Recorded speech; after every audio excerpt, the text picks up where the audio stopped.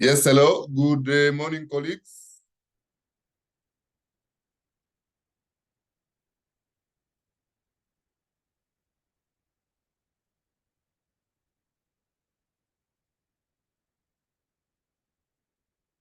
Jackie, you can hear my voice? Yes, I can hear you. Please go ahead. Just to make sure everybody is getting me, we are starting the webinar. We have participants on board. So, good morning, colleagues. I would like to welcome you to today's webinar. And the webinar is on implementing the strategic tool for assessing risk, STAR, how to use the updated STAR Excel data collection tool. The webinar will be conducted. The panelists are two distinguished colleagues who will make presentations, and you will be given opportunity to raise questions and comments, and after that, they will answer the questions. So I would like to take you through the housekeeping rules, and they'll be as follows. So this virtual training adheres to the code of conduct to prevent harassment, including sexual harassment at WHO events. So colleagues, for questions and chats, you'll use the Q&A feature for questions regarding the topic and presentations. So you put your questions in the Q&A and they will be answered during the sessions, and live questions will be taken at the end of the presentations. You will use the chat feature for any questions regarding IT or logistics. Kindly do not mix the two.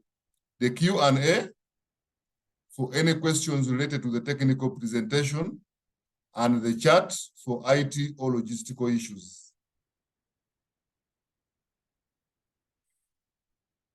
So for live transcription, you will click on the show caption,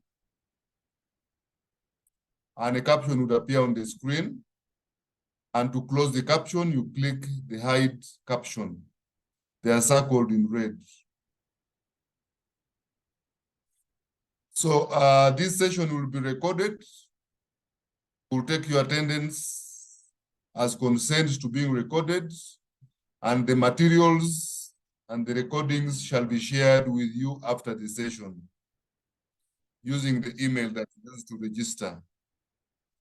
So the session materials, including the recordings, like I said, will be shared after the webinar, as well as the evaluation will be sent to you.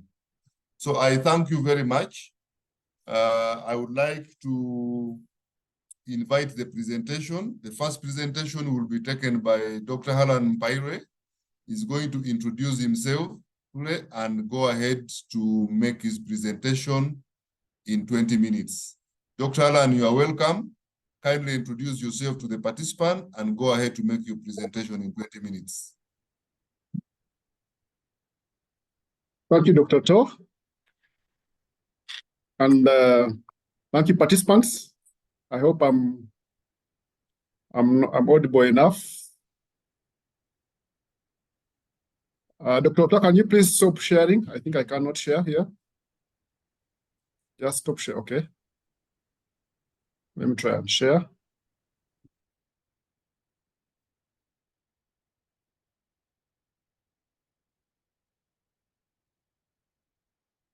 Is it visible?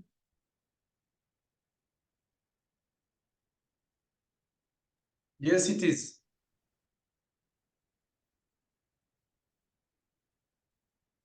All right. Once again, my name is Alan. Thank you very much, Otto. Once again, my name is Alan Mpaire Alan. I'm with the Regional Office for Africa, WHO. I'm working with the Emergency Preparedness Team, the work stream. I'm based in the Nairobi Operational Hub. So I will take you through a quick presentation. I will just introduce the presentation, and then Dr. Kingsley, my colleague, will take you through the demonstration of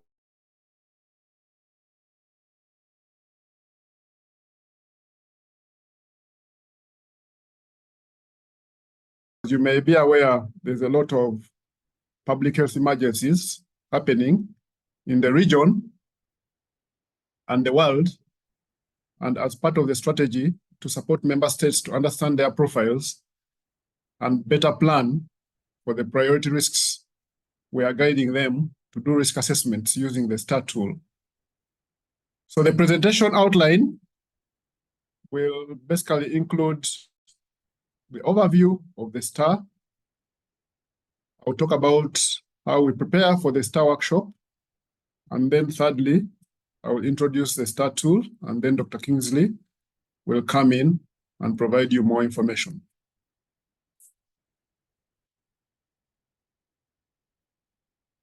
So what is STAR?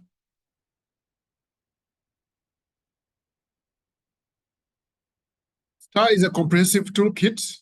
They call it a toolkit because it involves guidance and also another tool, the Excel sheet, that's usually the thrust of the work. It's a comprehensive toolkit that enables national, subnational, and local authorities to quickly conduct a strategic and evidence-based assessment of public health risks. This process offers a whole of society. It involves multi-sectors, so it's multi-sectoral, it's very practical, and it's participatory.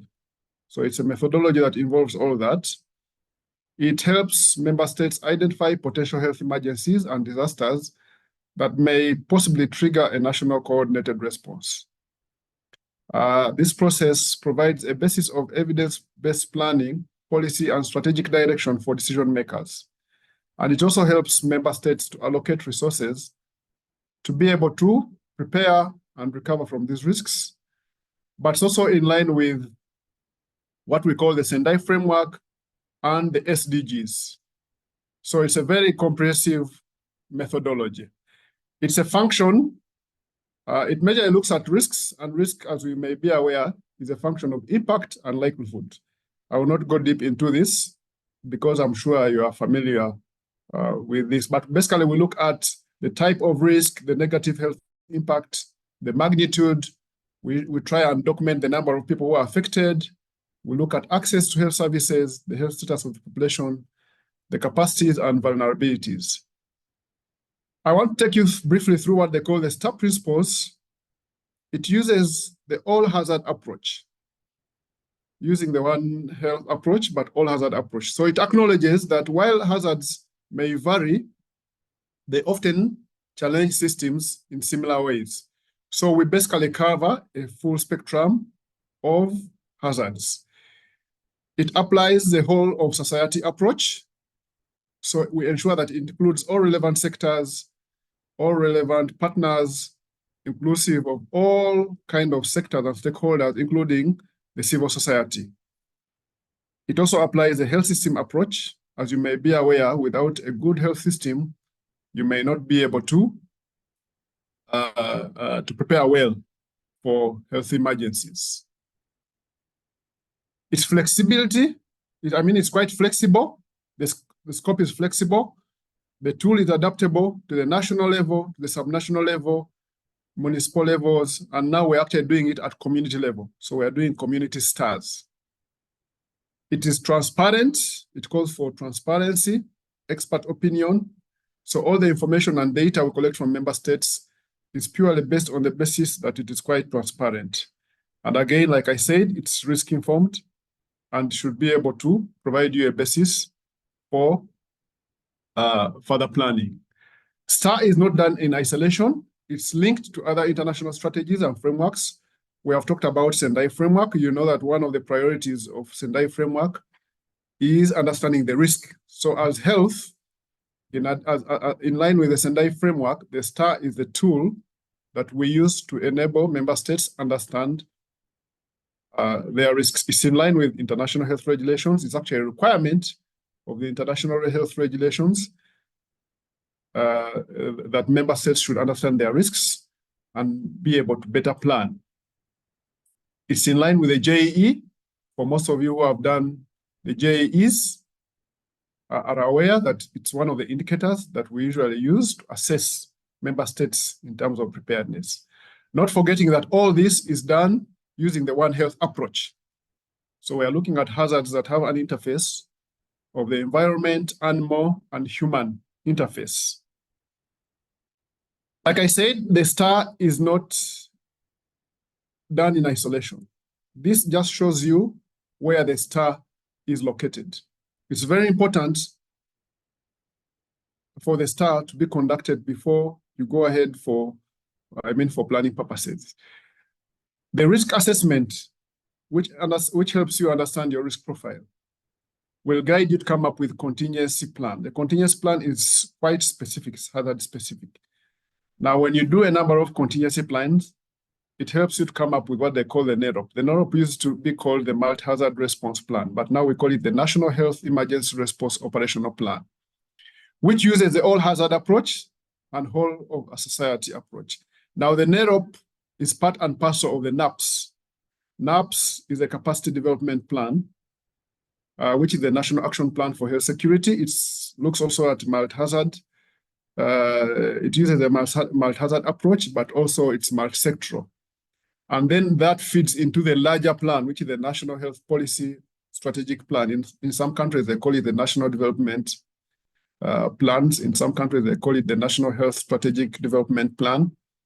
So, and that is more of a policy guidance. Now that feeds into the larger plan, which is all government, all society, which is usually the disaster risk management plan that is usually housed at the office of the Prime Minister or office of the presidency. So the risk is a big component. Risk profile, risk assessment is a big profile of your planning processes. In terms of the scope, like I said, it's multi-sectoral, whole of society approach, including the civil society. It ensures participatory approach to ensure that we get the available data from health and non-health actors. It facilitates adaptation of different contexts. We look at humanitarian contexts. We are now talking of climatic changes. We are talking of infectious hazards. We are looking at national and subnational areas. Of recent, it's now addressing the gender rights, the human rights. We ensure that it is quite inclusive of all the vulnerable groups. And it also cuts across all other sectors, as I mentioned before. This is just a passing slide to show you the scope. It can be multi-country, so you can do a STAR, involving different countries. It can be done at national level. Look at the hazards that majorly affect coordination response at national level. We are now going down to subnational level to understand risks better at lower levels, and also the local community. That's community, local levels, which is the community STAR. When we're doing a STAR, there are a number of steps. I will not go deep into this because Kingsley is going to take us through this. But I just wanted to highlight that we have 6 major steps. One of them is identifying the hazards that may trigger a national response. The hazards that, if detected in your context, will activate coordination of national response, activation of national structures. And here there are about 4 steps. One is to know the hazard. Then you describe the health consequences, which can be immediate and long-term. Then you look at the scale in terms of geographical location and the magnitude, where this hazard is more likely to occur. And then you look at exposure. And for the purposes of the STAR, the exposure we are looking at for biological hazards, that's infectious hazard, we are looking at the population that is more susceptible, that is more likely to suffer from the disease. And for the non-biological hazards, we are looking at the estimated population living in the disaster-prone area. For example, if it's flood or earthquake or conflict, we are looking at the population that is living in that location where the hazard is more likely to occur. That's why it's very important for you to describe the scale. The second step is evaluation of the likelihood. This includes describing the frequency, describing seasonality, and the likelihood. Frequency, is it perennial? Is it random? Is it recurrent? Seasonality, you're looking at the months where this hazard is more likely to peak. And this is for planning purposes. And then likelihood, what is the probability between 1 to 100 that you are more likely to see this hazard? Step 3 is determining the impact, which is one of the most important steps. It describes the severity of the disease in terms of consequences at the community level, in terms of disruption of health services. And here we use an algorithm that our colleague will take you through. We describe the vulnerabilities. These are the characteristics of the community that make the population more susceptible to the disease. And they range from the socioeconomic factors to health system factors to non-health factors, among others. Then we look at the coping capacities. Are there systems and attributes that help this community to respond and recover from the shocks? Step 4 is determination of the risk level that is usually automatically calculated by the tool. And here we also determine the confidence level based on the information. Because this is a qualitative assessment, the question is, how confident are you? How confident are the experts in the room? To what extent were they confident to take a decision? However, this step does not change the scores and the risk levels. Step 5 is the finalization of the risk profile, which is usually the products. We usually have the risk calendar, we have the risk matrix, and the next steps. Then we draft the next steps based on the country profile, and then we ensure that we integrate them to the existing plans. And we shall look at that in a few minutes. So these are the STAR outputs. When you do the workshop or the assessment in the 5 days, the 3 major outputs are: 1, the seasonal calendar, which is a visualization of the periods of the seasonal risks. Which month of the year are you more likely to face this hazard, such that you are not caught off guard? For example, now we are having very many countries that are facing floods and heavy rains from El Nino. So ideally, by the time you reach December, you should have had some anticipatory actions, from preparedness to readiness to response. So this seasonal risk calendar is one tool that helps you better prepare, but also be ready for action. Then we have what we call the risk prioritization matrix and database. It's basically a visual tool that shows you, based on the color codes, the hazards that are in red. The darker the color, the more urgent, or the more priority the hazards. So all hazards that are in red should always be on the radar, should never catch you off guard. That means that you're almost certain that some of the hazards will occur. And if they occur, either the impact is severe or critical. So at any one time, the country should be able to have contingency plan, should have adequate resources, should have adequate rapid response teams, should have adequate tools for this kind of hazards.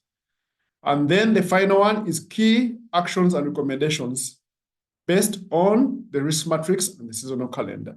So for each of the top priority hazards, you come up with the key actions and recommendations over time, over the 12 months, what you're supposed to do, from the peacetime to the time when you expect the hazard to be at the peak.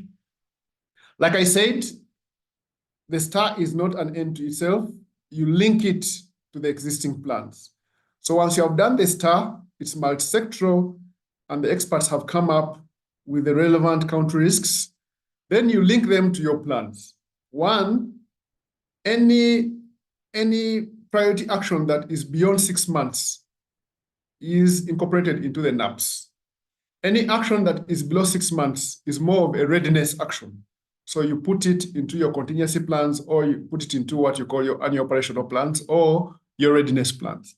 So some of the plans that should be updated after doing the STAR include the National Action Plan for Health Security, the National Health Emergency Operational Response Plan, which is the multi-hazard plan, BCP, Business Continuity Plan, contingency plans, and for the humanitarian context, the humanitarian response plan. In addition to that, you can also link them to assessments like the CADRI, high-level capacity assessments, which are country capacity assessments. It can help you to come up with health facility assessments and hospital assessments, and also resource mapping and partner engagement. Others is to ensure that you integrate them into your annual profiles and early warning coordination systems, other readiness actions, in addition to training and research and advocacy. Try to go a little bit fast so that we spend more time on the demonstration of the tool. Example of pathways of the next steps. You may be asking now, after doing the STAR, what next? Like I said, multi-hazard planning and immediate application of risk profile. It's very unfortunate that many countries do the risk assessments, they come up with good risk calendars, hang them in their offices, but they do not follow them. The risk calendars are designed in such a way that you have months where we have green, we have yellow, we have orange and red. So if the hazard is indicating that in December it's red, it means this is where you are more likely to either experience the hazard or where it will be at peak. So as you go from green to red, you should have some key actions that you are putting into place. Are you activating your coordination structures? Are you developing your continuous plans? Are you training your rapid response teams? Are you doing strategic prepositioning? Are you moving the coordination, bases to the locations where this hazard is going to happen? So it should guide you to apply these anticipatory actions. Likewise, like I said, for operational readiness, it's a quick win. It's a long-hanging fruit. Ensure that you apply these operational readiness, attributes, especially in the prioritized risks. Then also into the NAPS. NAPS ranges from 1 year to 5 years, but the STAR can help you to come up with key actions that can help you build your capacities, every year in your annual operational plans. So how do you prepare for the workshop? The most important thing is to get a member state buy-in. You have to secure agreement and approval of the leadership from the local health authorities.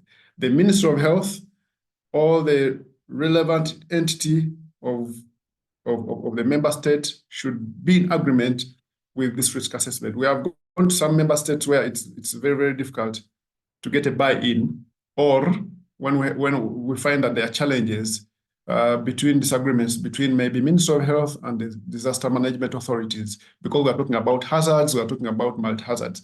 So it's very clear that before we do a risk assessment using the STAR tool, secure the high-level leadership. One, because this will be very critical when you are going to implement your recommended actions. Ensure that the key authorities understand the STAR. In some countries, we have had to have prior webinars with the member states, especially the top management. We brief the ministers, we brief the DGs, the technical team, such that they understand it before we go in for the STAR workshop. And then we ensure that we also let them know what the purpose is for the STAR and tailor the STAR process to their needs. Secondly, we need to let the participants understand why they are doing the STAR workshop or the risk assessment. We need to ensure that their interests and requirements are reflected. That's why we need to involve participants across the board. Then we need to clarify how the STAR or the products are going to be used for future actions. They need to understand that once they do the STAR, it's going to be very important for them for readiness actions, but also for preparedness actions. And these are some of the examples that we can tell the participants or the Ministries of Health why we need to do the STAR. One is to assess the public health risks and prioritize actions for planning. Two is to define what we call a country risk profile and inform allocation of resources. If you know, for example, in country X, that in location X has malaria, then it can help you to prioritize that in district X or Y or Z, we need a more larger stock or volume of antimalarials as compared to district Y. If we know that we're in district Y, we are more likely to face conflict and deal with multiple injuries, then we would rather have more surgical capabilities in that region as opposed to, having it in another region. 3 is to use a risk-based approach to prevent and prepare for potential and concurrent emergencies. And then also it helps us to link whatever we have got into the recovery phase of our planning processes. So as part of the preparation for the STAR, like I mentioned, select and confirm the STAR workshop participants. Please note that this is the most important aspect of doing the risk assessments. Once you get your participants wrong, then your output will be wrong because it's based on expert opinion, it's based on consensus, and it's multi-sectoral, all-hazard approach. So you have to have all participants across the board gather the relevant information, only relevant information for review, and then prepare your materials. We usually have a checklist that we provide to member states. Determine the number of experts. We usually don't go beyond 30 or 35, and they cut across, and they should come from all relevant sectors. We should also include civil society, partners, private sector, and all the key areas like medical schools, key social organizations that you think are important in public health emergencies. We have gone to some settings whereby we only have participants from the government, and this becomes a challenge when it comes to implementation of the STAR. This is just an example showing the kind of partners and sectors that we involve. So for government, they cut across, private sector, they cut across, including academia, partners, we bring across, including civil society, emergency medical teams, associations, among others. So, but make sure that depending on your scale of the population of the country, they shouldn't go beyond 35 to 40 participants, but 30 is quite a good number. And they have to be experts because it's basically expert opinion. We need to collect a well-informed and diverse group of participants because this will enhance information gathering from all sectors. It will promote all-hazard approach, and it will also support the buy-in and use of the results because health is everyone's business. The moment you miss out on some sectors, it may become very challenging when you are going to implement your findings. What data is needed for the STAR? I will not go deep into that, but it cuts across health information from natural hazards, population dynamics. That's why we need people from the meteorological department, people from the immigration, people from the office of the PM, people from the health, name it. You need to collect the only relevant data. Don't over-collect information that you may not need. So to save time, make sure that you collect the relevant data, ensure that you have non-health data and information, ensure that you have all relevant information that can guide you in doing analysis for the capacities and vulnerabilities.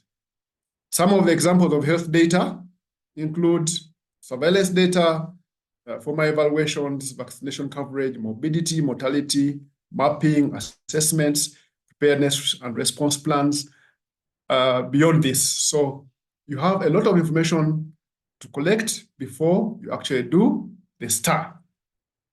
Non-health sector data can include weather-related information, land and water use information, existing data agreements from health and non-health actors, from the food sector, transport data, relevant emergency-related and legislation policies.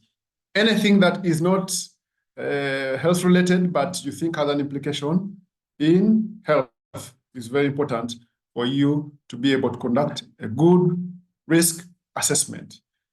More information is on population dynamics. If you have population surveys, census data, demographic information, vulnerability population, existing systems for risk communication and community engagement, maps, whether national level, subnational level, or the state level, is all important for you to do a good risk assessment. These are just useful tips. I think I'm about to summarize for data gathering. We focus primarily on the most relevant data parameters, and let's use official sources. Share all the useful data with participants ahead of the workshop for easy reference. However, during the workshop also, we do have a chance to collect more information and consult the relevant institutions. When the data is not available, participants can reference their expert experience or opinion, address data limitations as much as possible, and also ensure that you be able to refer to any available data based on on the previous emergencies that you have had in a particular context. Before we do the workshop, you put everything in place. You have to have the agenda, the meeting, logistics, and the setup. The agenda is usually standard, but it can be adjusted based on the context. You have to review the tentative agenda. You have to make any adjustments, and then also consider the next steps as part of adjusting this. This is, I think, one of the last slides. Confirm the room is big. Ensure that you have adequate refreshments. Ensure that you have adequate materials. Ensure that you have all the relevant printouts. Confirm the final list of the multi-sector participants. Confirm that you have collected the relevant data. Draft and share the agenda. Clarify the presentations. Work on the logistics. Review your facilitator notes. Agree on the processes, and ensure that you have daily briefing for the facilitators. Thank you very much. In case you have any questions, you can either raise them now or, based on the guidance from Emmanuel and Kingsley, possibly you can take them at the end of the second presentation because they are related. Over to you, Emmanuel, and thank you very much. Thank you very much, Dr. Alan, for a very, very elaborate presentation and orientation on the STAR tool. We have quite a number of people attending the webinar, and good enough that Dr. Kingsley has been able to answer some questions and also send materials, links to materials online. So this will be in addition to sending them the materials that you presented later. Alan has taken us through many things, including linking the STAR to the different frameworks, locating the STAR, and also the scope of the STAR, and steps in conducting a strategic risk assessment. But is guided on the 3 outputs and need to conduct the workshops. But the take home was that that I get here is that you need to ensure that you make your leadership aware of to understand the STAR tool before you conduct the workshop, and the data needs and data related issues. This was very, very, very well articulated. I would like to invite Dr. Kingsley to take us through the next presentation. And after that, we'll have some questions. Dr. Kingsley, you have 30 minutes to make your presentation. You're most welcome. Kindly introduce yourself to the participants so that they know who Kingsley is, where you work, and what you do. Thank you. You're most welcome, Dr. Kingsley. Thanks, Emmanuel, and for introduction, and thanks to the whole team behind the webinar. Also, thanks to Alan for that very wonderful overview of the STAR. My name is Kingsley BA. I work with WHO headquarters, Geneva, in the Disaster Risk Management and Resilience Unit, focusing on the STAR. I know I've worked with many of you here. We've done some orientation exercises together and also done some STAR together. So today I'm just going to share some updates on the star. I know there are some new, some people unfamiliar with star are also part of the meeting, so we'll try to accommodate your interest as well. So I will not take it too fast. So happy to have this chat with you. I think I'll go tab by tab. I don't know if you see my Excel sheet that is on the screen displayed right now. So this is basically how the star tool looks like. When I want to just highlight that for star to use this tool efficiently, the IT developers have advised that we have the updated Microsoft Office 365 downloaded. So we should have a licensed Excel to be able to use this tool because of some of the features that have been incorporated into the tool. So please, this is very important that we have licensed Excel when we deploy the tool. Now, what you can see on my screen, but what happens is when you open up the screen, the tool for the first time, you're going to see an alert like protected view, enable editing. If you do not enable editing, the tool may not work very well. Some drop-down menu may not work. So you have to enable editing to remove it from the protected view. It's just going to be like this orange display on top of the screen. So that is some of the one step that should be done. But now to the tool itself. This is called the Star 5C. We have had V77 that some of you are familiar with.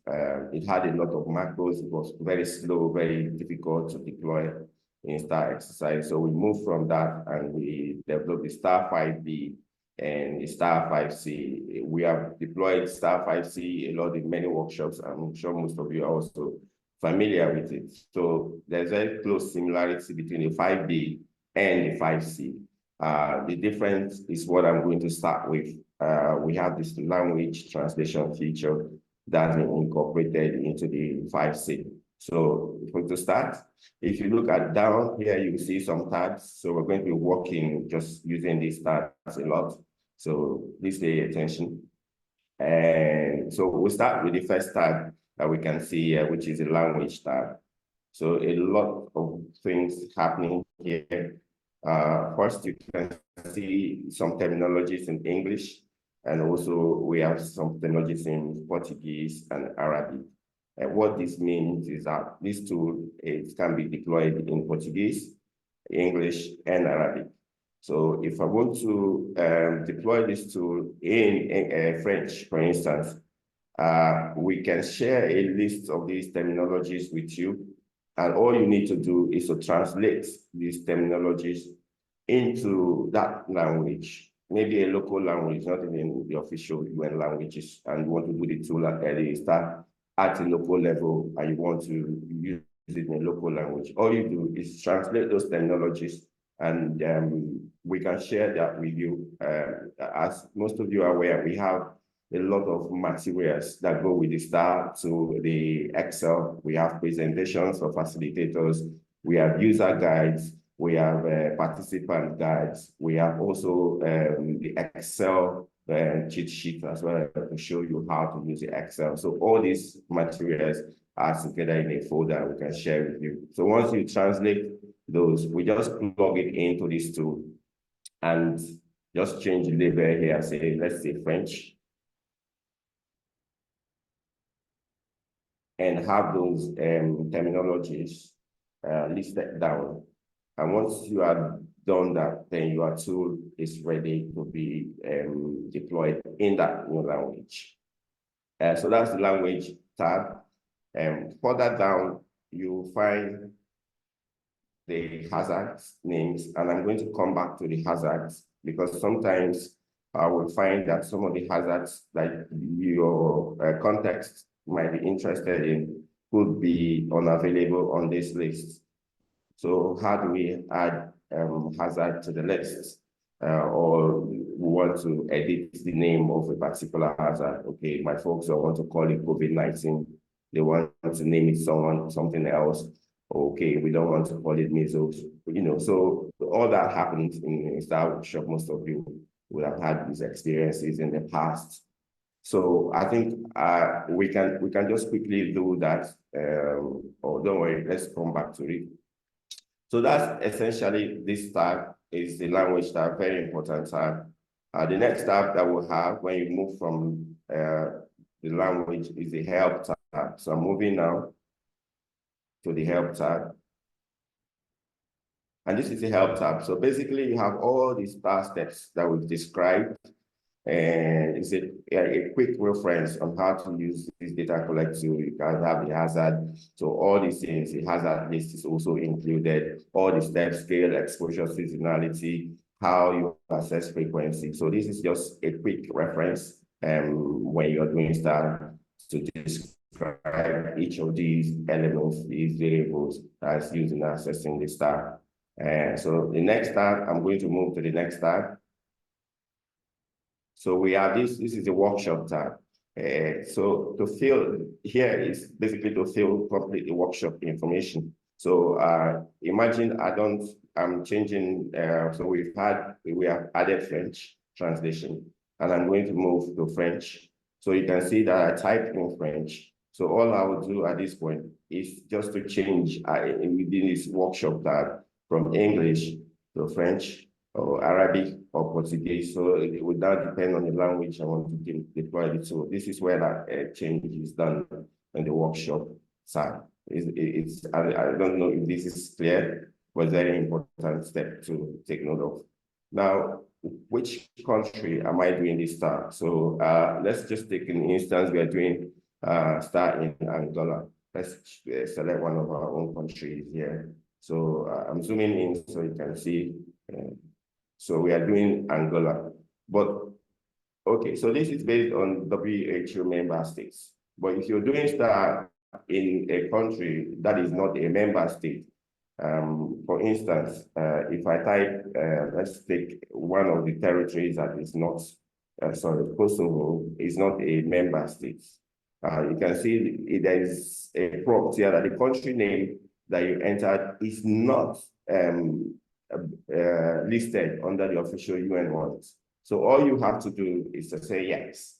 And once you say yes, then you can go ahead and use this tool. So that's one feature that we have. So let's go back to our Angola. Then the level of the workshop, is it a national workshop? Is it happening at the subnational level? Is it a local workshop? So let's say we have a national workshop happening in Angola. Then what subnational areas, so for each country, you have provinces or states that are also listed. So what you can do if you're doing it in a particular province or a particular state, you can come here, maybe it's a subnational exercise. So let's change this to a subnational exercise, which subnational area. So we just select here that this is happening in Benguela. But again, you can also have some workshops that are done in multiple provinces.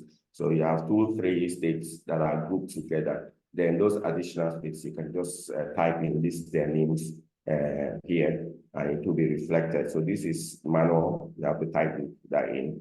Then the start date of the workshop, let's say we are starting 12th October 2023, and then the workshop start is usually about 4 to 5 days.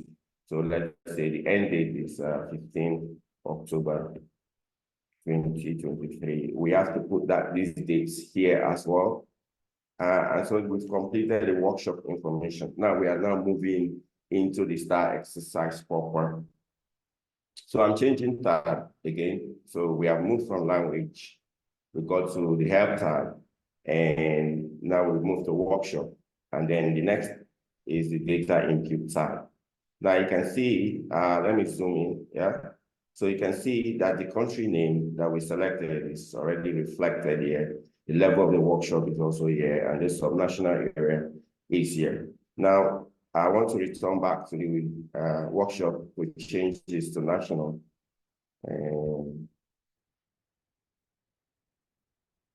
So it's a national workshop. If I also go back here, you can see that we have Angola as a national workshop, the subnational area is done.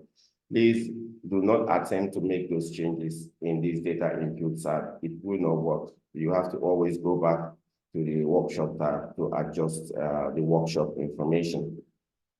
Now, we then move into the star proper. Because of time, I think we have just about 15 minutes left on the clock. And so to do the star, the first step is to identify hazards. So usually in a star workshop, participants will agree on a list of hazards. What we focus on is that you agree on hazards that will likely will require the activation of a coordinated response. So it's not all the hazards, it's only those that will require an emergency response. Those are the ones that we recommend to be included during a star workshop. So once that list is agreed on, and again, you need to also, as a facilitator, emphasize that participants don't have too many hazards because it's very difficult to manage during a workshop. So if they work on a list, let's say they have about 10 to 15 hazards that's listed down. And if you ask me, if you've done a star workshop before, that could be the starting point for the discussion. So again, some facilitators will compile a list of hazards in their context, and they can start from there, and then participants will go through it, they will add, they will remove, so they basically edit, and then they have a final hazard list. When they have the final hazard list, they come here and then just plug in the hazards. So here, let's take one or two examples. So here we have the subgroup of hazard listed. So let's say, okay, we're looking for, okay, we have a geophysical hazard that's been added. I select geophysical. Now, the specific hazard is selected again. I think I need to zoom in a bit, if you can see. So then you select a specific geophysical hazard. So in this case, I want to select earthquake.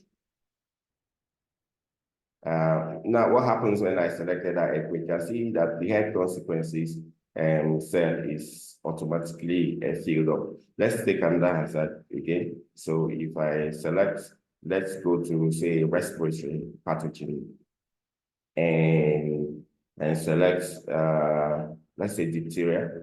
That's a big one now in some countries. You can also see that the health consequences is already filled into that box. So that's how you select hazards. So you just keep selecting until that number of hazards that have been agreed upon is entered into this list.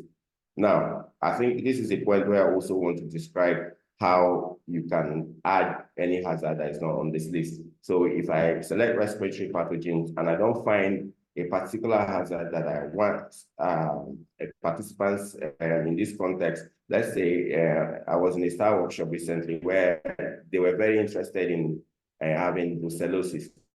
We don't have brucellosis on this list. We're just trying to add it now. So what do? All you do is you just go back to this language tab and look for the group where the hazard will fall into. So just go down to the hazard area. So you can see that we have the main group of hazards here. So brucellosis will be vector-borne. No, it's a zoonosis, animal to human zoonosis, right?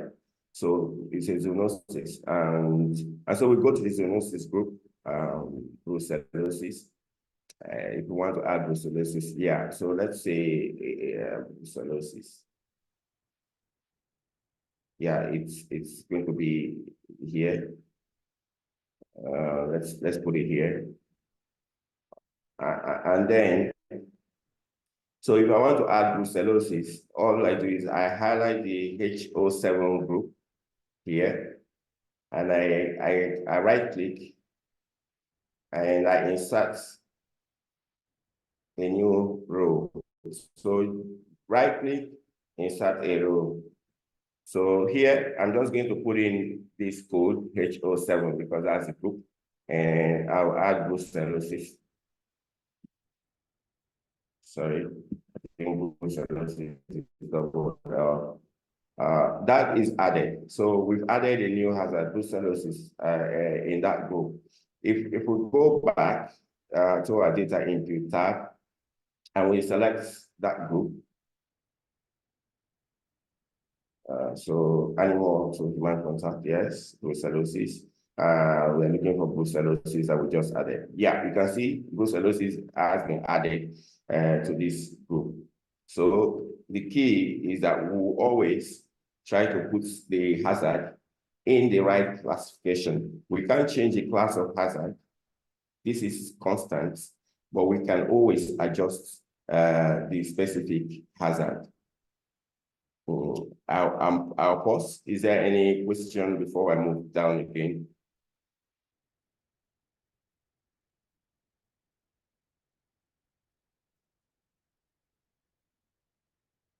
Okay, so because we don't have pre-populated health consequences, you can see the health consequences block is empty. So I'm just going to go describe the health consequences. So once we have the hazard listed, the next step is to describe health consequences. Now, because health consequences normally is time consuming, it's just qualitative and it's really time consuming during workshops. What we have done is to have some pre-populated health consequences compiled based on WHO fact sheets. So you can see some hazards already have some pre-populated health consequences. However, some hazards don't, like I added a new hazard. So participants will have that discussion about the health consequences and be able to populate also these cells. Now, in some context, what we have written here is not good enough. They want to add something, they want to take something, because there are some contexts that have some specific health consequences that are peculiar to them. So they want to add that. So how do we adjust this? You can see there's a formula here. So we have to remove that formula so that we can edit the health consequences. So how do we do that? There are two ways of editing health consequences. First step, you can copy this cell. So I'm going to take this very slowly because it's one step that sometimes people miss. So we just highlight that cell. Let's highlight the color one. If I go up here, you can see that there are these formulas that's all up there displayed. So we can edit it like without distorting this formula. So what I do is I'll copy this cell. You can see that I've copied the cell is highlighted. Then I'm not moving into another cell. I'm still within that cell, but I go to paste. And when I click on the paste, there are many paste options here. So what I do is to paste as values. So please, if you can take a screenshot at this time, but we also have a user guide and all those things are highlighted in the user guide. So you just paste as values in the same cell. So I paste as values. And one thing you will notice is that we've lost the formula. So now participants can edit, just edit the information that is in this cell. So you can see I'm deleting, and I can also type in something now, but I can't do that previously. Now, what's the second way of editing health consequences? This is the second way. There are some hidden tabs here in this Excel tool. So to unhide a tab, we can go back to the tab. So we go back to the tab. I'm taking this slowly again, and then right click. So I go back to the data tab, and then I right click. When I right click, I unhide. So I'm right click and I unhide, and then you can see here consequences definition. So we're interested in the consequences. But so I open up that sheet, and you can see that health consequences tab is to the left of languages. Now here, because you have all these health consequences listed by the side of each hazard, so you have hazard, landslide, and health consequence, you can actually edit health consequences here, and it will be automatically updated in the data input tab. So easy way, open up this slide and this tab and edit the head consequences from here, and then it can be updated quite easily here. So those are the two ways that you can edit head consequences. You can copy, just for to just reiterate that point. You can copy here this cell and use the paste option and paste it into the same cell. You're not changing, you're pasting, but you're pasting as values. Or here, you go back to the tab, you unhide the head consequences tab. I'm going to hide it back. Right. So you unhide the head consequences tab and then make your adjustments in head consequences. Now, the next step is the scale. So for scale, it's just a drop-down menu. So now, is it a national scale for earthquake? Maybe you have only a subnational area that is prone to earthquake. So let's say scale is national. Diphtheria maybe it's not affecting the whole country, it's affecting a particular part of the country. So we can also say subnational. Then brucellosis, maybe, okay, we eat a lot of raw cow milk that is infected national. So, okay, brucellosis is a national problem in some countries. So that's the way we look at scale. Scale is just describing the geographical scale. So is it a national problem like COVID-19 was, or is it a subnational, or is there a particular locality that is a local area that is prone to this? So that, again, it has to be discussion amongst participants. Now, geographical areas. Which geographical areas are affected? So that's the next thing. Now, it's just free text. So you can just type in here, participants will just type in separated by a comma, any geographical area that they have identified, following their discussions in the group, because in STAR, we usually will work in groups. So basically, you can have 3 to 4 groups. One group will be handling, say, the geophysical and hydrometeorological hazard with those experts in that group. You have another group that is handling some of the biological hazards. Another group is doing more of the societal hazards like conflicts and all of that. So you can have multiple groups. That makes it easy for people to go through the Excel. And each group may have like 4 to 5 hazards that they are working on. So they are describing the geographical areas. So here is subnational. You list these subnational areas because this is also related. So I'm just typing in things. So it's free text, and you just type in the name of the subnational area. So sometimes national, this is the whole country. Some people say, no, we don't need to list the geographical areas because it's affecting the whole country. Some people say, okay, even though it's affecting the whole country, there are some areas that are particularly vulnerable, exposed to this. So they want to still list, but we leave it open. That is why STAR is very flexible. We will allow participants to take the lead on what they want to do based on agreements between them. Now, the next thing is exposure. So for exposure, again, we are trying to describe the population that is susceptible, more at risk to this particular hazard. How many people? So basically, how many people? Sometimes we're looking at, for biological hazards, immunized versus non-immunized. And then for non-biological, we could be looking at how many people live in these areas that we have listed.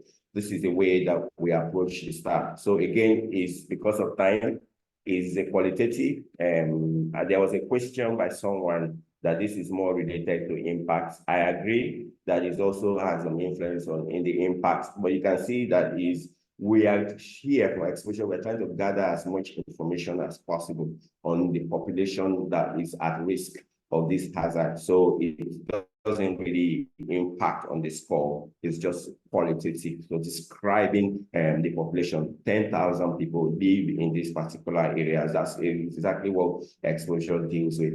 Again, because of time, we'll move to the next step, which is describing the frequency.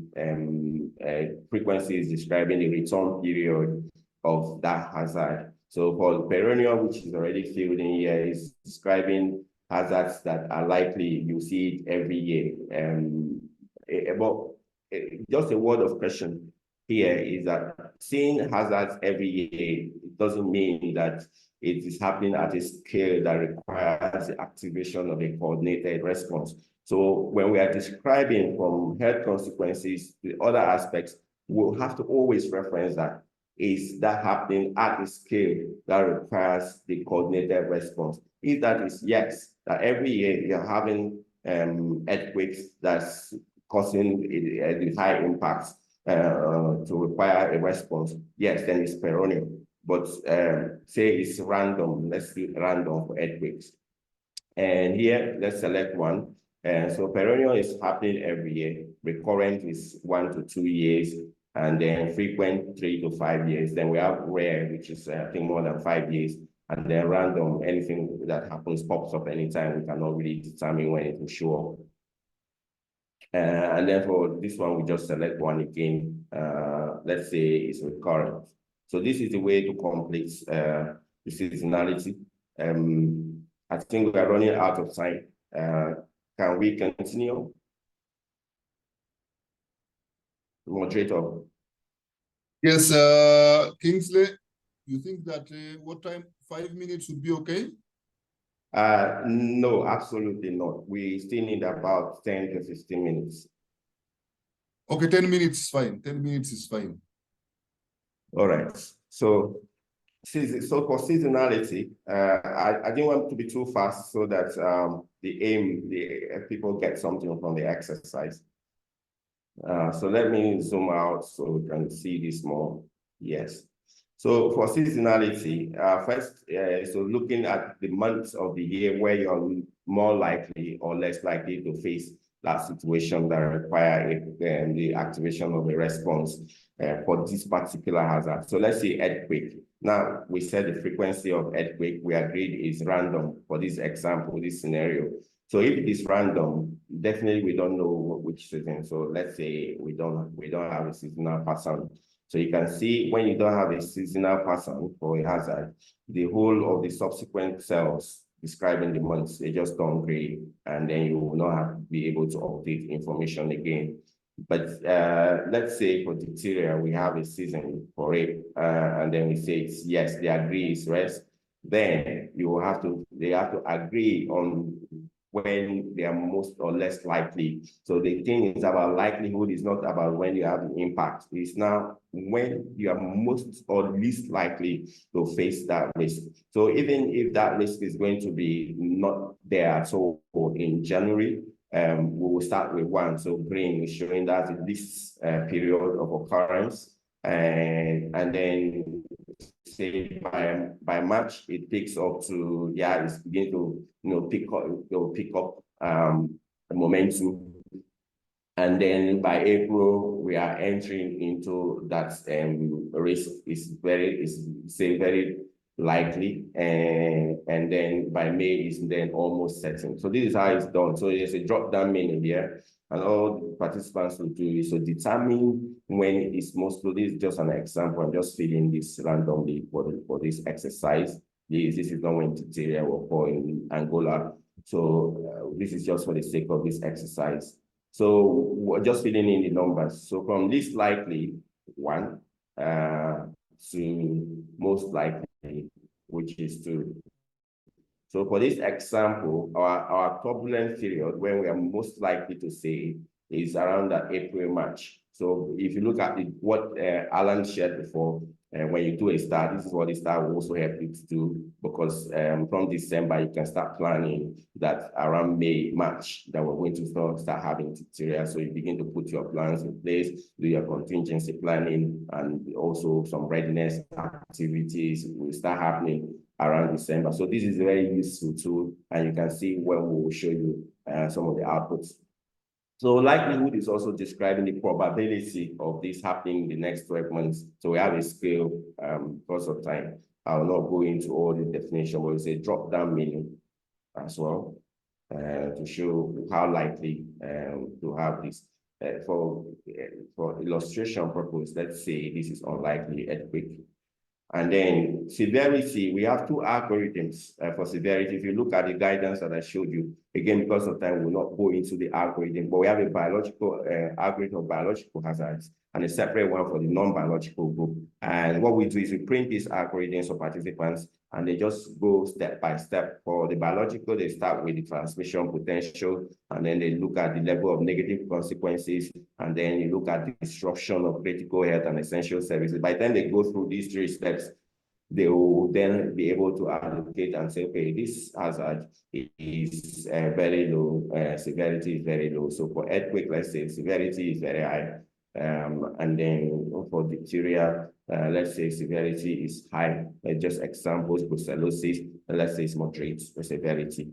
So there are algorithms for defining severity. Then vulnerability as well. So we also have a scale for vulnerability, very low to very high. There's discussions within the group to assign the vulnerability. So for this one, vulnerability, we are just using this as an example. The vulnerability for earthquake is very high, And then let's say here there is partial vulnerability for diphtheria because some people are immunized already. And then here we can say, okay, vulnerability is low for brucellosis because we don't consume a lot of unpasteurized milk in our own country. So here, vulnerability details. Here is free text. I want us to understand this is very important, that when you're doing STAR, that people are able to enter the details. Why do you say vulnerability is partial? And looking at vulnerability, there are so many areas that we're looking at. We can look at the health facilities, we can look at the individual vulnerability, but all the details regarding that vulnerability should be captured because it could be then linked to your planning, your next steps, actions. So it's free in text. You can type in any information that participants would like to type in there as well. Then for coping capacity, we also have a scale for defining coping capacity, whether it's very low, partial, as well, very high coping capacity. So I'm just using these examples here as well. Let's say for here, we have low coping capacity, and for brucellosis, we have high. Now, again, for coping capacity, we have these qualitative information that is very relevant, that we have to describe each of these coping capacities, governance, health sector coping capacity, looking at it through these lenses so that we can have adequate information that can link up to planning. For instance, under governance, you're looking at legislation, you're looking at some of the plans that are already in place or not. Health sector, you're looking at surveillance systems, and all this. Even for the non-health sector, you can be looking at if there's an early warning system for weather-related events in place, in communication between the health sector and non-health sector as well, and coordination. Then community coping capacity, you're also looking at some of the knowledge, attitude, practice is done about these hazards. So I won't go into all of that, but if you're preparing for a STAR workshop, these are very important. So you can see that because we have entered the information here concerning 1, 2, 3, 4 hazards, when you get to this point, you can see that we have this impact score that is already highlighted for the 1, 2, 3, 4, and then the risk level also for 1, 2, 3. 1 is missing. Possibly we are missing one information. So yes, we are missing some information for this very last one. We are missing seasonality information, and we did not also put in the likelihood. So that's why this is not coming up. So you can see that we have our impact score already automated. So the risk assessment basically will end with coping capacity, and these are all automated products. Now, for the confidence level, this is confidence level in the data that we have used for the assessment. So basically, it's also discussions. You have to do that manually. Do we have very good data? Where was it satisfactory or unsatisfactory? So they have to select that. It has no impact on this risk level score. It's just something that could elicit maybe a future assessment because maybe we're unsatisfied with the data. So we interpret the result cautiously, or when the data is available, we can ask that we'll update the STAR. So this is what happens over the 3, 4, 5 days in a STAR workshop. So now we can see some of our products. So we can see here that our risk matrix has captured earthquake, cholera, and diphtheria, where we have all the information filled out. So you can see that it's automated. These are some of the outputs of the star. And next, I'm moving tab. So from data input, I move to risk matrix. So from risk matrix, which is a tab here, I move. The next one is the risk level summary. So it's high and earthquake is moderate risk in this scenario that we are using. Very important. I've moved tab again from risk level summary to the risk calendar. You can see that our risk calendar is now available. So we have cholera, level of risk, and the months of the year. So all this, you can export them, make a screenshot, and use it for your planning purpose as well. And the next tab here is hazard-specific report. So you can come here and select, let me zoom in. I think we are wrapping up already. So one more minute. So, or you can select, say, one hazard that we have used, and all the information that is collected for that hazard definition, health consequences, risk level will be reported here. If you have vulnerability, coping capacity information, they'll all be filled up, and you can use this also to brief policymakers. Very important, also all hazard reports showing you all this information that at a glance that we've collected, and also giving you a quarterly seasonal risk calendar. So we can see we are in December right now. So what's going to happen in the next 2-3 months? You can also see it here. So that's the next step, all hazard. But very important, before we wrap up, is the next steps. Your risk assessment is incomplete until you have determined some of the actions that will mitigate that risk. So this is where you do that. And so basically, there are different tabs here. Zoom in a bit. So you select the hazard, you put some of the actions based on discussions, geographical areas, location where that action will be implemented. You have to also specify. Most of these are free text. So except the hazard, which is a drop-down menu. So let's say it's cholera.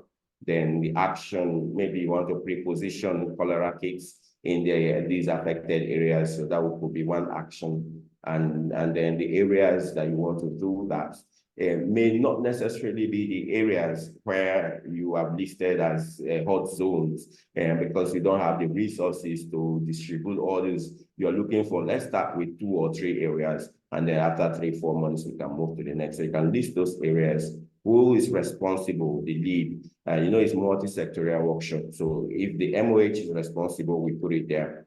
Deadline, status, budget, all this, you just list them out and ensure this is complete. One word of caution before I leave this is that when you list this, if I have another action for cholera, I am going to come back here always to select cholera. We've seen this happen in a lot of workshops. And then we've seen people also trying to make changes directly to this or leave this blank. If you do that, when it comes to merging all the Excel sheets from all the different exercises, it's going to be impossible to do that. So please, for the sake of the tool, because of the formula and a lot of things there, just always select the hazard name. Even though these actions will be duplicated, I don't want to group the hazards. I don't have an example here, but if you have something that is very related, close to acute watery diarrhea and cholera, you want to bring up the same, please come down, select that particular hazard, and we repeat the same actions. Do not try to combine the hazards at this level. It will distort the whole formula of the Excel. So that is how we complete this. I'm going to stop here and ask for questions. There's one more step that we're not yet covered, which is how to merge different Excel sheets coming from different groups. I hope we have time, but let me stop and I've taken 4 more minutes. Sorry, over to you, moderator. Oh, thank you very much, Dr. Kingsley. Are you done with the tool? Well, I've done most of it. What we have left is how to merge, because people are having group work. We have this Excel, group 1 is working on these hazards. Group 2, they have different sets of hazards they're working on. Then at the end of the exercise, we want to bring everybody together. So maybe 5 minutes again to demonstrate how to do that. That would be great. Well, wonderful, wonderful. This is a very important tool and you can't stop midway. It will not do any good. So I would encourage you to have it complete so that you give opportunity for people to practice, since most of them are requesting the tool. So you have the time. They have the 5 minutes you have requested. Thank you very much. And apologies, everybody. It's very difficult because of the new participants, people that are very new to it. So we're trying to just not rush it. So it's not like we're taking your time for granted. So sorry about that. So let's continue. So now we have already seen some of these. Sometimes something I want to show you as well, sometimes participants start a workshop and then they realize that one hazard or two they don't want to access those anymore. So you want to delete something.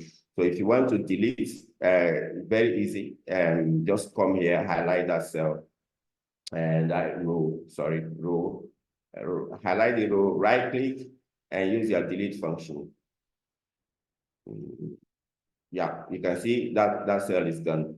So if I also want to delete geophysical hazard, I just don't try to remove each of these. Just go straight, right click and delete that cell, right? So we move to how to merge, but I want to save what we've done first. So you save.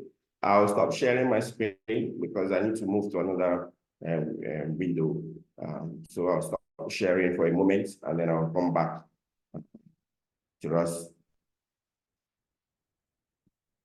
So I am using a Mac.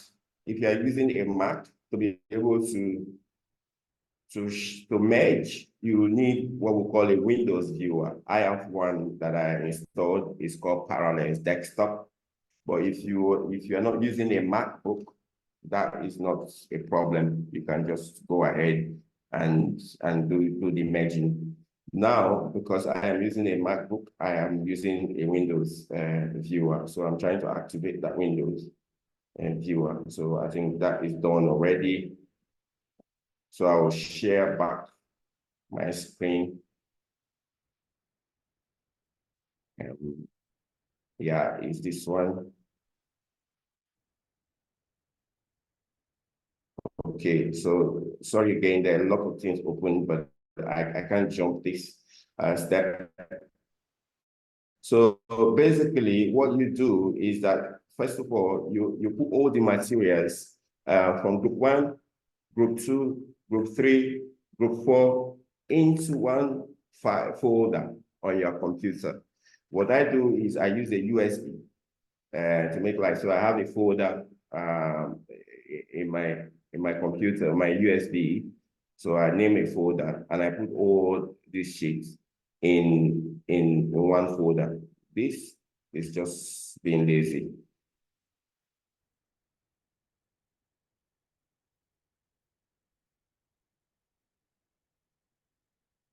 Yes, so yeah, finally it opens.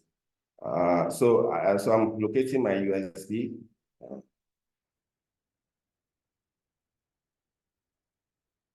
So I use my USB, yes. So I have Afro orientation, December 2023 open. That's where I have all my slides. So I have some test data that I already done before is labeled test 1. Then the information that we have entered here is in test 2. I don't want to open it because of time. So say this is group 1, this is group 2. Now you can see here, I don't know if I can. I can zoom in a bit so you see we have a master 5C Excel here. So I put the master. So when we share the tool with you, we share the star 5C and we share the master 5C as well. So you put the master into it because that's what you're going to use for the merging. And then the star 5C is what we use to do the data input, all this group work. Master 5C is untouched until I get to the point where I want to merge. That's when I view it. Now I put all this into one folder. Very important steps. And I close everything. I'm going to only open the master 5C. So when I open the master, my star 5C test 1 is closed. My test 2 is also closed. So all my files are closed at this point. I'm just trying to check if they're all closed. Yeah, I think they're closed. So next important point is that these names, if I change star 5C, you can see I'm not going to go and put Angola test 2. If I do that, this will not merge. So I will retain the star 5C. And then if I want to add Angola, Ghana, Nigeria, any Uganda, I just add Uganda group 2 after the star 5C. And the master as well, I will not remove all those names. They are very important because the formula, what they have used here, will pick up these names when it's integrating this. So next thing is I'll have to open this up now, the master 5C.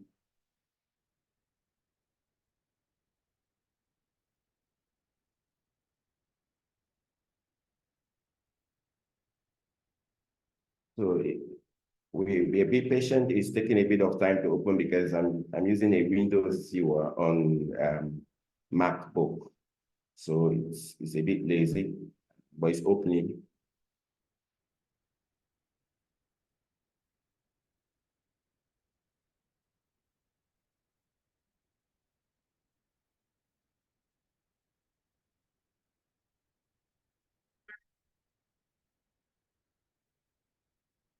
Yeah, so you can see what I started this presentation with is that if it is open in a protected view, you have to, sorry. So because it's in a protected view, I have to, all this is just covering the window. So I need to move this a bit. So I can enable protect. Yes, so now I want to enable editing. This is what I mentioned earlier. If we don't enable editing, this will not work. So the tool may not work. So I am enabling editing first.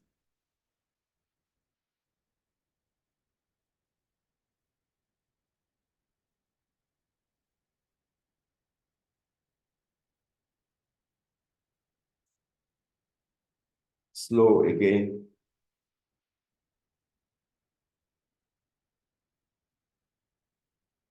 Yeah, now we are ready to go. So you can see it's the same. It looks basically the same as the other Excel, just a slight difference is that here, I can come back here and also just have to fill in that information that we have filled in before.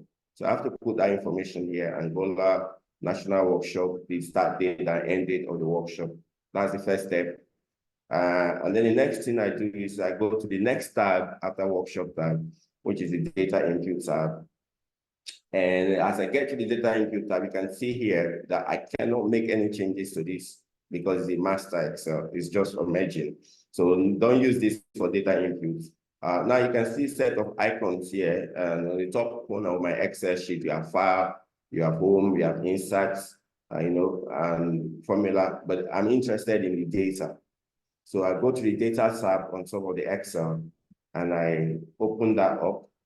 And then in that window that will open, you see refresh all. I'm taking this slow. So I have to refresh all.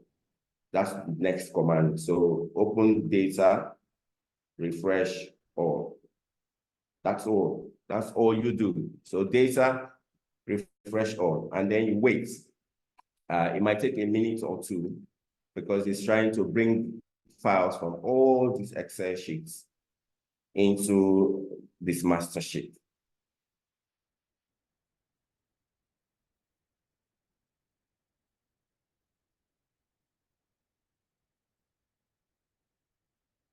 We're almost there. You will always see that there's a query is running background query. So that way you know that your merging is still active. And then when it's done, it will also show you that the merging is completed. So we're getting there soon.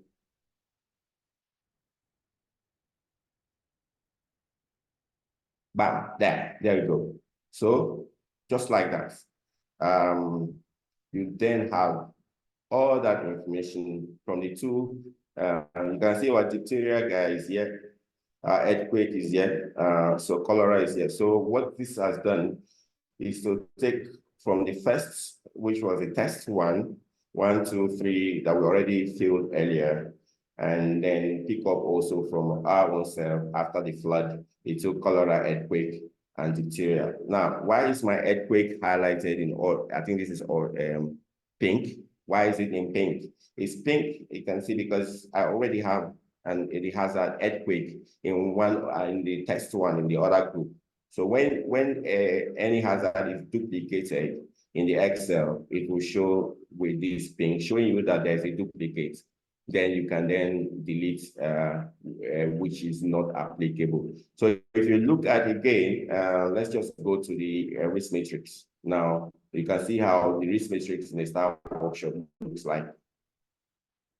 So this is kind of what you see in a STAR workshop.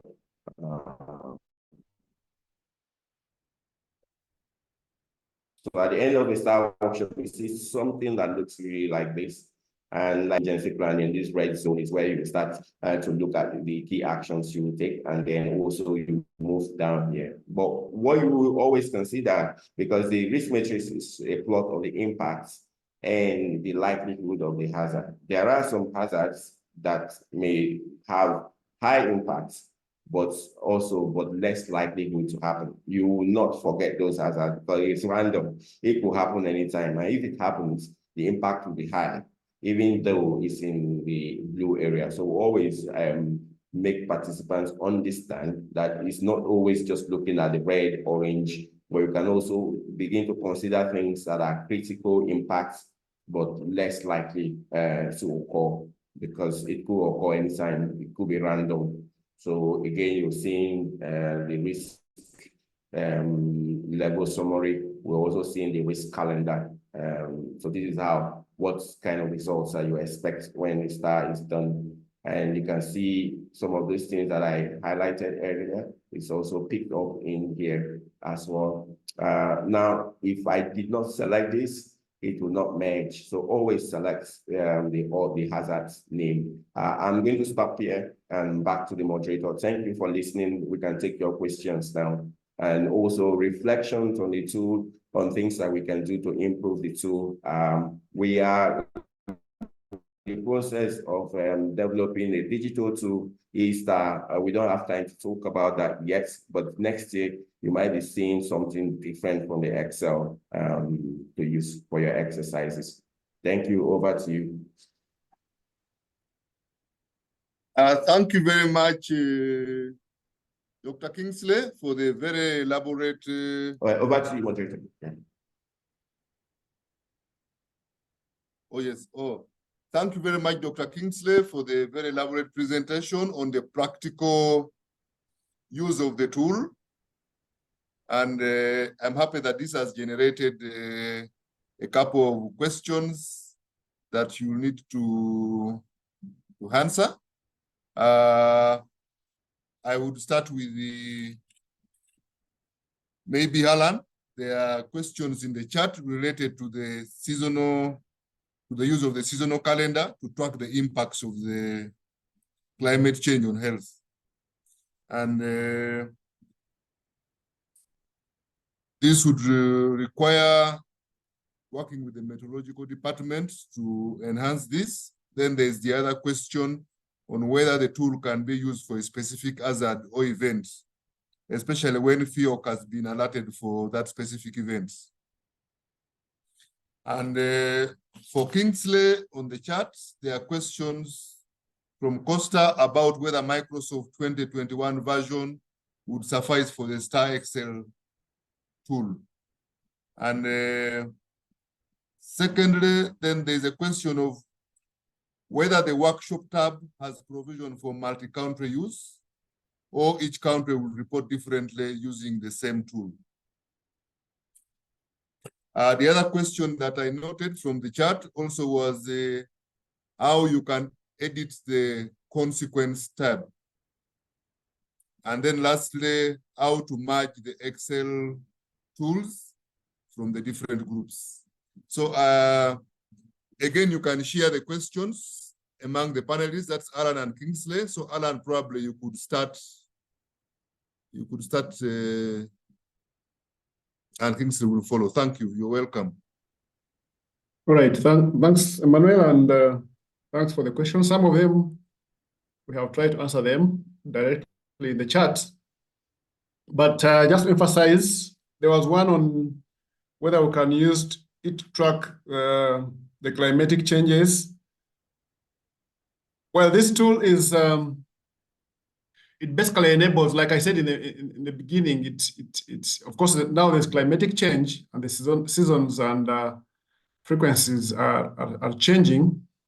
That's why we encourage member states to do the STAR every 2 years, because these patterns change and the variables change, the capacities, vulnerabilities, but also the seasons and the frequencies. So it's advisable that to keep up with the pace of the changing trends, you do a risk assessment using the STAR every 2 years. Actually, some countries are actually doing it every 1 year.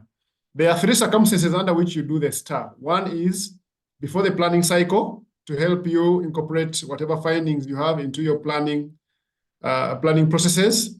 The second one is after a major event. For example, if you have just done a STAR and you get a huge cholera outbreak or a huge flood or a huge earthquake or a pandemic, this affects the vulnerabilities and capacities. Possibly you have built capacities during the response, or whatever capacities you had have changed. So when you do a risk assessment, you get the most updated levels of gaps to work on. So, and then the third one is every 2 years, if nothing happens. If you do the STAR, and 2 years down the road, none of your hazards have been responded to, you repeat the STAR for planning purposes, because this is response planning. So that's how you can quickly adapt or put into consideration the changes due to climatic change. Now, yes, this tool is flexible. You can use it for a specific hazard whenever, at whatever point you want to use. For example, if you have an imminent risk, for example, you're in country X and your neighbor is faced with, say, Ebola, you can use this tool to quickly assess that hazard, putting into consideration your context, such that it can show you what capacities and vulnerabilities and the risk level, such that you can come up with very clear priority actions. So if your mode of the EOC changes from maybe watch mode, alert mode, you can quickly use that tool to quickly give you an idea of where your risk level is in terms of the different variables. And yes, so it's flexible and can always be used. I think the other 3, maybe Kingsley can respond to them. In terms of merging the tool, I think he has demonstrated that, so we shall not dwell much on to that. But like we said, the more hands-on on this tool, the more perfect you get. So we encourage member states to build a critical mass of people who can use this tool. This tool is for public use. Our country offices at the member state level have it, but also most of the IHR national focal points where I've done the STAR have this copy, because ultimately the product belongs to the member state.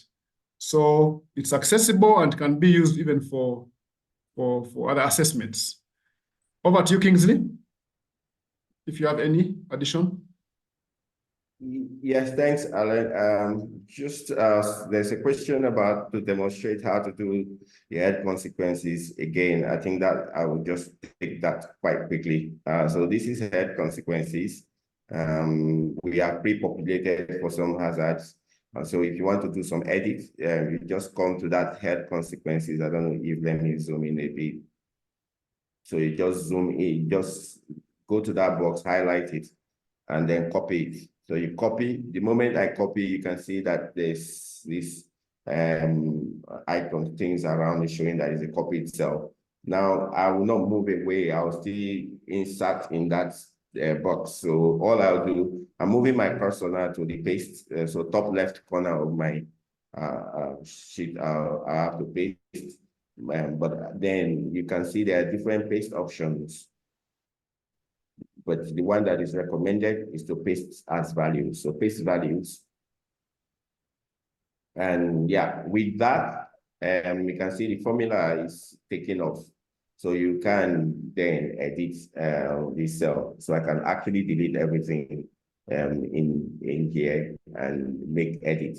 The second way to do it is if that is troublesome, you can just go to the tab, any tab, any tab.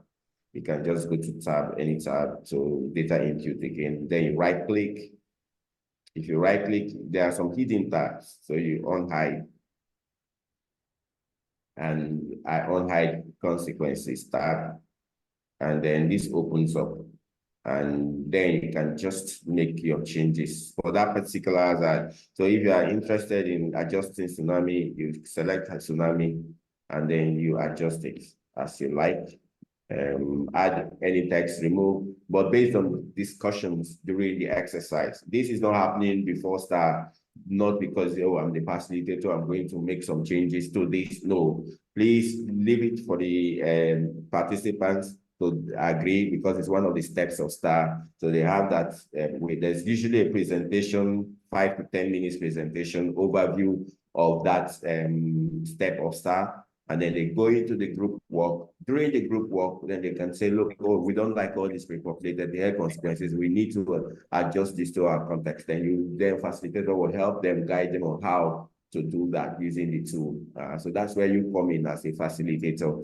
But participants would decide on if they want to adjust. So that's one thing I wanted to show. The other part, yes. Okay, so the other thing is, Alan already mentioned and talked extensively about other points. I will show you how to merge it to. Yes, you can adapt STAR for us. In fact, in one of the countries, Southeast Asia, they adapted STAR. They did not use the all hazards approach. They adapted for infectious hazards. So they only focus on infectious hazards. If you think that you are in a scenario where you need the STAR tool because you have the coping capacity, vulnerability, and all of that for a particular hazard, and you want to do that, it's flexible. You can see that you can select only one hazard and use it. But we need to show you that this is a comprehensive toolkit. Emphasis is on all hazard, but it's adaptable. So specific context, they've used STAR in humanitarian context. They've used STAR. In fact, we just had an assessment in Sweden. They use it for climate change, just focusing on the climate change and related hazards. So it's adaptable. It can be used. Again, we have materials, presentations, supporting tools. We have a lot of those that are already in a shared folder. So you can always contact the country office and they will get in touch with Alan or myself, and we're going to guide and prepare you if you have a STAR workshop to do. That's very helpful. And this, the tool is where it's flexible, but don't engage with the tool. If you have any problems, just contact the office and we can troubleshoot and help to resolve that issue, especially because we don't want to tamper with the formula and some of the things that is embedded in the tool. So these are some of the feedback I would like to give. Thank you again, and over to you. Thank you very, very much, Kingsley, and for the very elaborate response to to the participants. I would also want to thank the participants for the very wonderful comments and the contributions on the chats. Maybe before I get to Harland to make some remarks on the next steps for countries, for the region, there is a pertinent question from a point of entry on the application of the tool for unique surveillance zones. Is there anything specific on that? Probably Alan will take that on, and then probably then you move forward to give us the next steps for countries, for the region, and give the closing remarks. Alan, you are most welcome. All right, on the question, thank you very much, Otto. On the question of POEs, we have a specific tool to assess risks around the POEs. It's called the Strategic Tool for Assessing Risks at Ground Crossings. So similar principles, and for it is more specific to points of entries under IHR. So that's also applicable. I know some countries have done that, and many countries are coming up.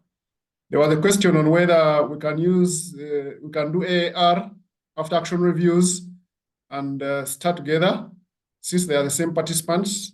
I already answered that, but just to emphasize that after action reviews, it's a functional assessment, and we usually target responders who are in that particular event, as opposed to the STAR, which is more of a risk assessment, and it's for strategic risks and planning. So, yes, but I've answered most of the questions on chat, and since the recording will be available, you will get more insight on that. So, as part of the key steps, majorly from our side, is to request member states to update their risk assessments. Most of the countries have done risk assessments. There are very many methods of doing risk assessments, but WHO, we are promoting the STAR because it's a quick win. You get products by the end of the 5 days. Initially, we used to do VRAM, but we found it was more tedious. It needed secondary data. It needed data collection, development of tools. That was a little bit of a challenge. So we encourage member states, one, to update their current risk profiles. If it's beyond 2 years, such that you can also update your multi-hazard response plan that should be able to guide you to respond to any public health event of any kind. We also encourage member states to apply the seasonal calendar. It's unfortunate that we're still seeing member states being caught off guard with public health emergencies that have a seasonal implication. We shouldn't be the case, because we know when these outbreaks are coming, we know when we are facing floods, but we are not really, upping our game. So please apply the seasonal calendar. Another key step is try and build a critical mass of trainers for the STAR tool and people who can apply the STAR tool. We are now going subnational for risk assessment, so you need a critical mass of trainers at national level. We do have a tailored training for about 5 days that can help member states build this kind of trainers, national trainers.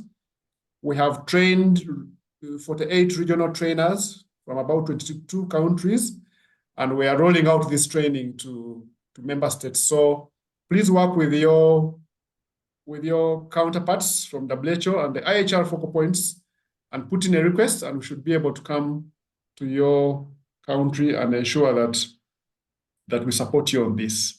As from the regional office, we shall continue to provide the necessary support to ensure that we're ready for public health emergencies.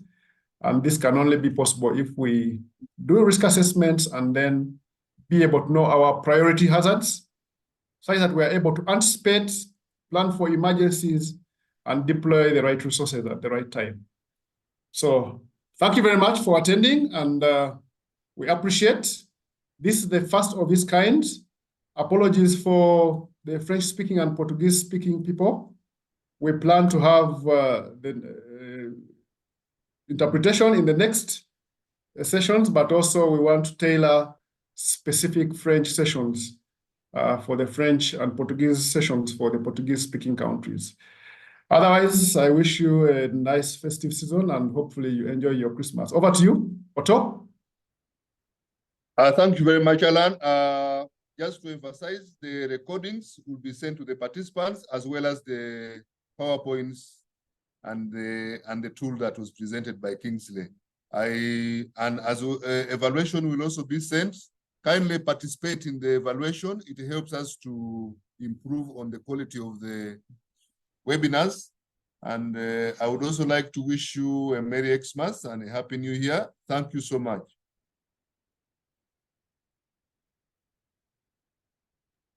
Bye-bye.